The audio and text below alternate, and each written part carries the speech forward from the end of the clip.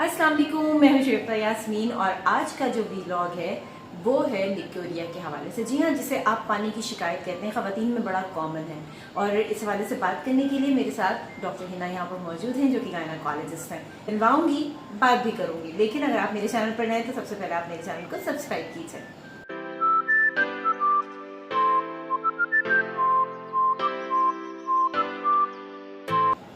Welcome to my channel painless TV.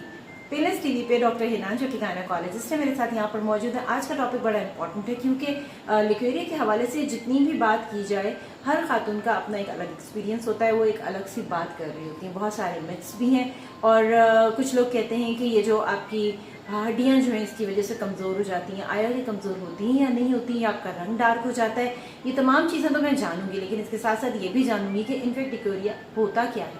अस्सलाम वालेकुम doctor Hina, पहले तो यही बताइएगा कि जिस तरह मैंने कहा पानी की शिकायत ख़वातीन में बहुत ज़्यादा कॉमन है, तो चाहे इसमें एज ग्रुप भी हमने नहीं देखा कि यंग है या बड़े हैं, बस किसी भी एज में अचानक से ये हो रहा होता है प्रॉब्लम। होता क्या है ये? एक्चुअली आम लैंग्वेज में इसे लिकोरिया कहते हैं या पानी की शिकायत कहते हैं। हम अपने मेडिकल टर्म में इसे वजाइनल डिस्चार्ज कहते हैं। ये वजाइनल डिस्चार्ज जो है वो बहुत सारे रीजंस की वजह से हो रहा होता है और उसमें सबसे पहले हम रूल आउट करते हैं कि वजाइनल डिस्चार्ज कैसा है, किस कलर का आ रहा है। बहुत सारे डिफरेंट कलर्स का होता है वजाइनल डिस्चार्ज। जैसे क्लियर वजाइनल डिस्चार्ज होता है which is very normal, and ये बहुत नॉर्मल चीज़ है कि एक नॉर्मल क्लियर वजाइनल डिस्चार्ज होता है हर एज में, जो कि डिफरेंट टाइम्स ऑफ साइकिल्स में डिफरेंट किस्म का डिस्चार्ज हो रहा होता है। कभी ज़्यादा हो रहा होता है, कभी कम हो रहा होता है। और इसके अलावा ये प्री मेंस्ट्रुअल होता है, जैसे जब पीरियड्स स्टार्ट होने वाले होते हैं तो उससे पहले थोड़ा सा उसकी थोड़ा ज़्यादा होने लगता है। और इसके अलावा प्रेगनेंसी में होता है, ओव्यूलेशन में होता है, जब अंडा निकल रहा होता है ओवरी से उस वक्त हो रहा होता है, वो भी नॉर्मल होता है। कुछ हार्मोनल इम्बैलेंसेस होते हैं, उसकी वजह से भी डिस्चार्ज हो रहे होते हैं। और वो डिफरेंट पार्ट्स ऑफ साइकिल में डिफरेंट तरह से वो डिस्चार्ज हो रहा होता है। तो ये सारी फिजियोलॉजिकल स्टेट्स हैं। इसके अलावा कुछ डिस्चार्जेस ऐसे होते हैं जैसे जब स्पेशली अगर ग्रीनिश येलो फ्रॉदी डिस्चार्ज हो रहा होता है, जो बहुत पंजेंट सी स्मेल होती है उसमें, तो वो basically that is an alarming sign. तो वो फिर अटेंशन रिक्वायर करता है, मेडिकल अटेंशन सीख करनी चाहिए।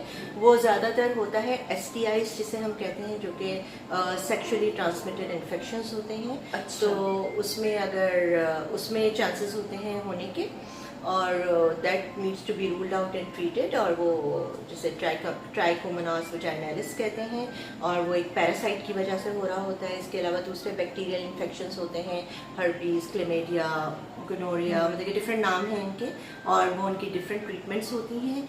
और अगर ब्राउनिश या रेड कलर का डिस्चार्ज आ रहा है तो इसका मतलब ये प्री मेंस्ट्रुअल भी हो सकता है, जैसे पीरियड्स स्टार्ट होने से थोड़े दिन पहले भी हो सकता है, पीरियड्स खत्म होने के थोड़े दिन बाद भी हो सकता है।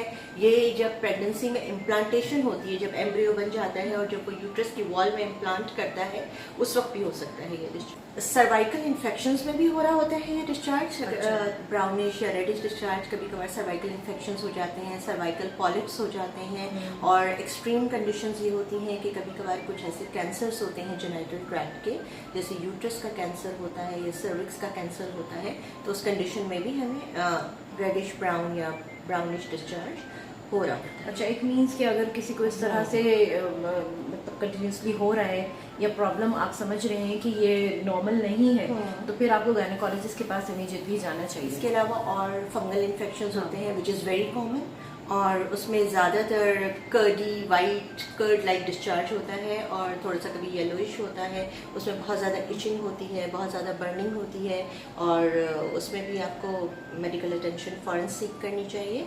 ग्रे कलर का डिस्चार्ज हो रहा होता है, ये बैक्टीरियल वेजिनोसिस एक कंडीशन होती है, वो भी एक तरह का इन्फेक्शन होता है, उसकी वजह से हो रहा होता है। उसमें ये होता है कि pH डिस्टर्ब हो जाता है, और जो normal flora normal bacteria good bacteria of the vagina, जो नॉर्मल फ्लोरा जिसको हम कहते हैं अपनी लैंग्वेज में, वो डिस्टर्ब हो रहे होते हैं, उनका बैलेंस डिस्टर्ब हो रहा होता है, उसकी वजह से हो जाता है। तो ये डिफरेंट कंडीशंस हैं, ये कॉमन कंडीशंस हैं। वो डिपेंड करता है पेशेंट टू पेशेंट कि किसमें हम क्या ट्रीटमेंट करेंगे, वो हर पेशेंट के लिए अलग होती है, और उसकी पेशेंट की एज और जो भी उसका सारी स्टेटस है चीज़ें उसकी होंगी। वो काउंट करें। अच्छा डॉक्टर हिना, जब आप ये बात कर रही थी तो मेरे जहन में एक चीज़ आई कि कुछ लोग कहते हैं कि जी फॉर एग्जांपल, अब ये मिथ है या क्या ये तो आप बताएंगी, कि मैं अंडा खाती हूँ तो मुझे डिस्चार्ज स्टार्ट हो जाता है बड़ी तेज़ी से। क्या ये बात सही है? ऐसा होता है कि किसी फूड से आपको एलर्जी हो और आपको ये स्टार्ट हो जाए? एलर्जी होती है फूड्स के साथ, लेकिन वजाइनल डिस्चार्ज यूजुअली नहीं होता है फूड एलर्जी से। ठीक है, हाँ, वो फूड अपना कोई एलर्जी थोड़ी प्रॉब्लम है। डिफरेंट, उसका कोई कनेक्शन नहीं है। सही। चलें, और एक चीज़ जो बड़ी कॉमन है, मैं डॉक्टर हिना से जब ये मौजूद हैं मेरे साथ तो बिल्कुल मैं इनसे पूछना चाहूँगी, क्योंकि अक्सर बड़ी जो ख़वातीन होती हैं उनका कहना ये होता है कि ये जो लिकेरिया हो रहा है, ये जो ये पानी का कहना चाहिए कि आपकी बॉडी से आउट हो रहा है, ये इनफेक्ट आपकी हड्डियों का जूस है जो कि निकल रहा है। तो मुझे समझ में नहीं आई ये बात कि अगर ये हड्डियों में से पानी आ रहा है तो फिर हड्डियाँ तो बसीदा हो जानी चाहिए। नहीं, हड्डियों का पानी नहीं होता है। हमारे जो जेनाइटल ट्रैक्ट में हमारे ग्लैंड्स होते हैं उसमें से निकल रहा होता है ये डिस्चार्ज, और वो डिफरेंट स्टिमुलस और डिफरेंट टाइम ऑफ साइकिल्स में वो स्टिमुलेट होते हैं ग्लैंड्स, उसमें से निकल रहा होता है। और कुछ ऐसे बैक्टीरियाज, पैरासाइट्स, वायरसेस होते हैं जिनकी वजह से इन्फेक्शन होता है, और या फंगसेस होते हैं, यीस्ट इन्फेक्शन होते हैं, उसकी वजह से निकल रहा होता है। सही।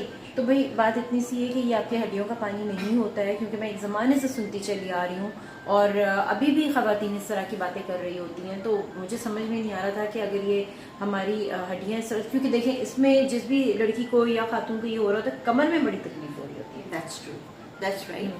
वो आपके अगर प्री मेंस्ट्रुअल हो रहा है तो भी एसोसिएटेड होता है बैक एक के साथ, अगर प्रेगनेंसी में हो रहा है तो भी बैक एक होता है, और अगर कोई और इन्फेक्शन है या कोई और बीमारी की वजह से हो रहा है तो भी बैक एक होता है। तो इस बैक एक के साथ एसोसिएशन है इसकी। ठीक है। अच्छा ये बताइएगा, कोई फूड ऐसा आप सजेस्ट करेंगी या आप बताएंगी जो कि अगर किसी को ये प्रॉब्लम हो रहा है लिपेरिया का तो वो फूड शामिल करें ताकि इस चीज़ से जान छूटे? टॉप ऑफ द लिस्ट है स्पिनच, पालक जिसे हम कहते हैं। अगर आप पालक खाते हैं तो उसमें बहुत ज़्यादा वो इस कंडीशन में बहुत ज़्यादा यूज़फुल होता है। और सेकेंडली योगर्ट खाना हमारे लिए बहुत अच्छा होता है। दही में ये होता है कि हमारे पास प्रोबायोटिक्स होते हैं, और सबसे इम्पॉर्टेंट प्रोबायोटिक जो हमारे पास अवेलेबल है दही के अंदर जो प्रेजेंट होता है वो है लैक्टोबैसिलस। उससे ये है कि वजाइनल पीएच मेंटेन होता है, और normal flora of the vagina जो है वो डिस्टर्ब नहीं होते, उनका बैलेंस मेंटेन रहता है। तो वो आपको काफ़ी हेल्प आउट करता है अगर आप वो खाते हैं इस कंडीशन में। ठीक है। और इसके अलावा एक और इम्पॉर्टेंट चीज़ ये है कि आपके जो अंडरगारमेंट्स हैं वो लूज़ होने चाहिए ताकि आपके प्राइवेट पार्ट्स की सफोकेशन नहीं हो, और उसकी सफोकेशन नहीं हो और वो आपस में रब नहीं करें, रैशेस नहीं हो, ताकि वो इन्फेक्शंस प्रिवेंट हो सकें। और इसके अलावा आप कॉटन के गारमेंट्स यूज़ करें, अंडरगारमेंट्स आपके कॉटन के होने चाहिए, especially hot and humid weather आजकल जो चल रहा है उसमें आपके कॉटन के गारमेंट्स होने चाहिए। आपके सिंथेटिक मटेरियल के गारमेंट्स नहीं होने चाहिए, जैसे पॉलिएस्टर के होते हैं, बहुत ज़्यादा फैंसी किस्म के होते हैं, तो उनको अवॉइड करना चाहिए। उनको आप जितना अवॉइड करेंगे उतना ज़्यादा आपकी प्रिवेंशन होगी। अच्छा, सुनने वालों के जहन में ज़रूर एक सवाल होगा, वो मैं कर लेती हूँ, आपसे पूछ लेती हूँ। वो सवाल कुछ इस तरह से कि जिस तरह आपने कहा दही खानी चाहिए, अब फ़ौरन एक सवाल आता है दिन में खानी चाहिए, रात में खानी चाहिए? रात में तो नहीं खानी चाहिए, नुकसान होता है।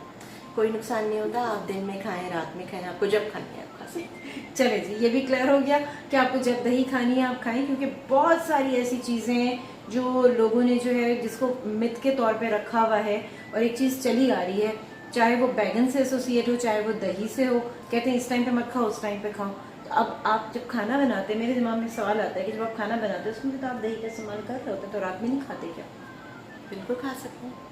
तो ये चीज़ भी यहाँ पर क्लियर होगी। अच्छा डॉक्टर ने लास्ट में बस मैं ये जानना चाहूँगी, क्योंकि देखिए डिफरेंट टाइप ऑफ लिकेरिया है, डिफरेंट टाइप ऑफ डिस्चार्ज हो रहा है। अब कोई खातून घर में बैठ के तो फैसला नहीं कर पाएंगी कि जी उनको किस तरह का डिस्चार्ज हो रहा है, ये तो गायनोकोलॉजिस्ट जो है वो बताएगी। क्या इसका क्या प्रोसीजर होता है? कोई जो कहना चाहिए टेस्ट वगैरह कोई होते हैं? पेशेंट जब हमारे पास आती है तो पहले हम उसकी कंप्लीट हिस्ट्री लेते हैं, उसके बाद हम सबसे पहले उसको एग्जामिन करते हैं कि वो जो डिस्चार्ज आ रहा होता है हम उसका स्वाब ले लेते हैं, उसको हम लैब में भिजवा देते हैं, और फिर वो माइक्रोबायोलॉजी हमें करके भिजवा देते हैं उसकी, और उससे हमें पता चल जाता है कि ये कौन से बैक्टीरियाज हैं या वायरसेस हैं या पैरासाइट्स हैं, किसकी वजह से हो रहा है इन्फेक्शन। जब वो कंफर्म हो जाता है तो फिर हम उसके बेस पे ट्रीटमेंट करते हैं। सही है। और हर कहना चाहिए लिक्यूरिया की एक दवा नहीं होती है, वो नहीं। डिपेंड करता है, वो डिपेंड करता है कि कौन सा है। डिफरेंट टाइप ऑफ इन्फेक्शंस की डिफरेंट ट्रीटमेंट्स होते हैं। ठीक है doctor Hina, thank you so much.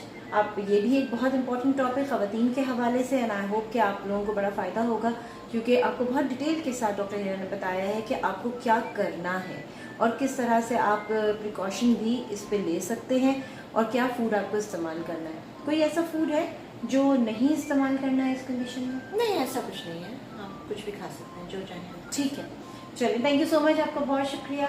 और बहुत इंपॉर्टेंट टॉपिक जिस पे आपने डिस्कस किया। और यहाँ पर मेरे व्लॉग का टाइम खत्म हो रहा है। शिगुफ्ता यास्मीन को दीजिए इजाज़त, हम पे मिलेंगे डॉक्टर हिना से एक नए टॉपिक के साथ। अपना बहुत ख्याल रखिएगा, अल्लाह हाफ़िज़।